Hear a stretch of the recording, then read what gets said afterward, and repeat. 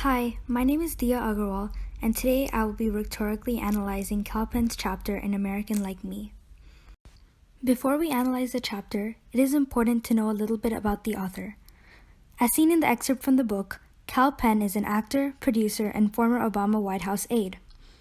It's important to know the background of the author to help us analyze his chapter and understand its arguments better. After reading Penn's chapter in American Like Me, we can find out that the main argument of the text is nothing is ever impossible. So we have to think, how does Penn construct his argument? Well, he uses two main types of strategies: personal anecdotes as evidence, and an ethos and pathos appeal.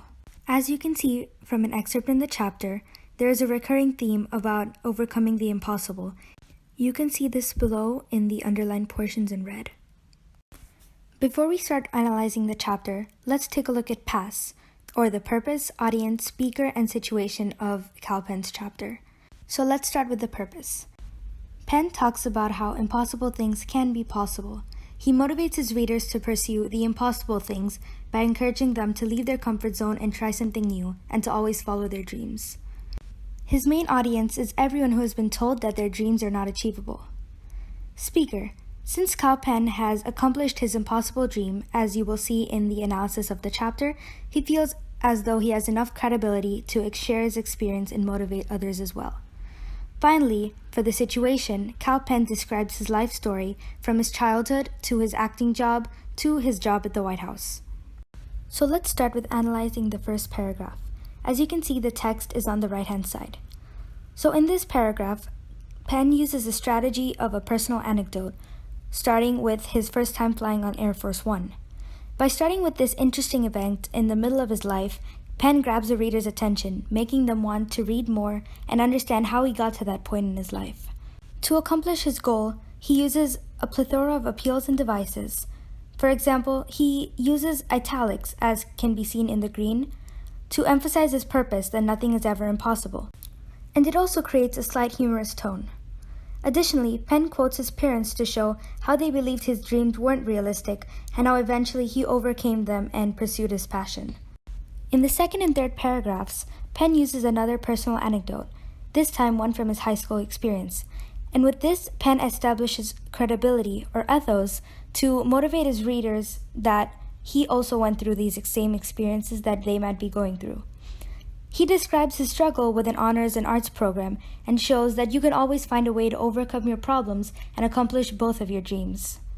Some of the devices Penn uses include italics, where he italicizes the words accepted, attend, and that to create emphasis on his excitement. He also uses diction, which creates a subtle tone of disappointment by using the words huge nerd, unfair advantage, and irritating answer to criticize the people who didn't believe in him. In the 4th through 6th paragraphs, Penn mainly focuses on a pathos appeal, repeating people's disbeliefs to evoke sympathy. He continues the recurring theme of overcoming his struggles when people didn't believe in him, also appealing to other Indian Americans by quoting how they didn't believe in his ideas, maybe appealing to their emotions and what they're going through. Penn quotes people who didn't believe in him, mainly the Indian American community, creating a negative tone in the 4th and 5th paragraph. However, he switches to a positive diction in the 6th paragraph, using the words confidence, opportunity, and fortunate to switch from his previous negative tone. As you can see here, this is the break in the text, where he switches from a negative tone to a positive tone, and in the next paragraph you will see how he talks about his success, apart from just talking about his struggles as a child. Now, the 7th through 13th paragraphs all talk about one main idea: Penn's experience with Barack Obama on his campaign and his job at the White House. In these paragraphs, Penn mainly uses a moral anecdote, which is his job at the White House, to increase his ethos and tell people why they should listen to his experience. In this, he also compares his ideals to Obama's ideals, and this is an important comparison because he compares it to a prominent figure, making people more likely to believe in him.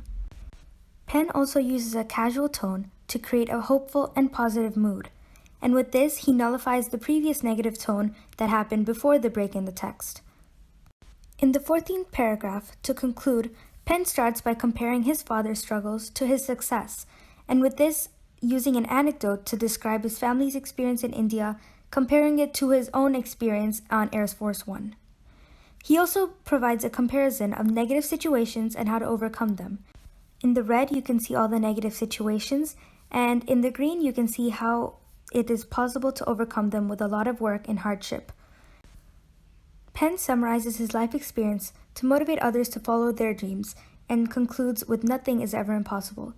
As you can see in the last sentence, he says, "Let's keep doing these beautiful, impossible things," once again referring to the initial main argument that nothing is ever impossible. In this slide, you can see an overall analysis and the change in tone throughout the chapter. First, Penn starts with an ethos tone, talking about his personal struggles to increase his credibility. Then he shifts to a pathos tone, saying how his dreams were impossible. Later, after the break in the text, he shifts to a positive tone, explaining how he overcame his struggles. Then he shifts to a casual and playful tone to describe how he pursued his dream. Then he shifts back to a pathos and emotional tone with his final anecdote, and ends with an influential tone, going back to the first main argument about impossible things. And overall, he uses personal anecdotes, convincing diction, and emphasis on certain words and phrases with italics to strengthen his argument in his chapter. Overall, we can see that Kal Penn plays a lot with the tone and also his personal life experiences to explain his opinion that nothing is ever impossible.